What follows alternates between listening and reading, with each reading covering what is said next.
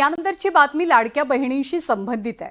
महायुती सरकारनं विधानसभा निवडणुकीच्या अगदी तोंडावर मुख्यमंत्री माझी लाडकी बहीण योजना अंमलात आणली। निवडणुकीपूर्वी महिलांनी सरसकटपणे या योजनेसाठी अर्ज दाखल केले। आता या योजनेतल्या महिलांच्या अर्जांची छाननी सुरू झाली असून 2652 सरकारी महिला कर्मचाऱ्यांनी लाडकी बहीण योजनेचा गैरफायदा घेतला असल्याची माहिती आहे। लाडकी बहीण योजनेचा ज्यांनी गैरफायदा घेतलाय अशा सरकारी कर्मचारी असलेल्या महिलांकडनं राज्य सरकार आता वसुली सुद्धा करणार आहे। सरकारी लाडक्या बहिणींकडून गंडा,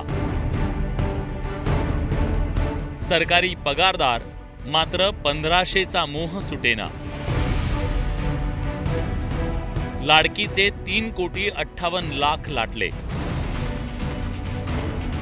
राज्य सरकारच्या महत्वाकांक्षी मुख्यमंत्री माझी लाडकी बहीण योजनेतील लाभार्थ्यांची सध्या छाननी सुरू आहे। या छाननीत राज्य सरकारी कर्मचारी असलेल्या महिलांनी योजनेचा लाभ घेऊन सरकारच्या योजनेवर डल्ला मारल्याची माहिती समोर येते। जवळपास 1.5 लाख सरकारी कर्मचाऱ्यांच्या छाननीनंतर 2652 महिलांनी लाडकी बहीण योजनेचा लाभ घेतल्याचं उघड झालंय।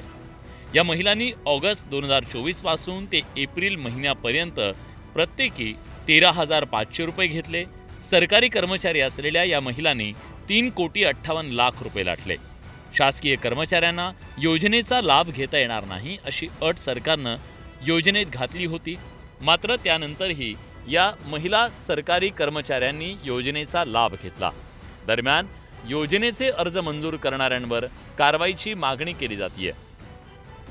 खरं तर सरकारने याचे क्रायटेरिया योजना जाहीर होतानाच डिक्लेअर केलेले आहे आणि ज्या ठिकाणी असे क्रायटेरिया डावलून ज्यांना लाडकी बहिणीचे पैसे दिले असतील, ज्या अधिकाऱ्यांनी मंजूर केले त्या अधिकाऱ्याच्या वेतनामधून हे कपात केली पाहिजे। लाडक्या बहिणीला धक्का लावता कामा नये। सरसकट मग आता सरसकट जर त्यांनी भरले आहेत तर आता तुम्हाला काय लागते का? त्यांच्यावर आता अन्याय का? सरकारी कर्मचारी तेव्हा का नाही सांगितलं की सरकारी कर्मचाऱ्यांनी भरू नका म्हणून? सरसकट हे वाक्य होती। देणार 1,500 रुपये, गवगावा केला 4-5 कोटीचा आणि लोकांना भुलवलं। काय उलटापणा बळी पडले या महिला। निवडणुकीच्या पूर्वी ही योजना आणताना सरसकट अर्ज करणाऱ्या महिलांना योजनेचा लाभ देण्यात आला।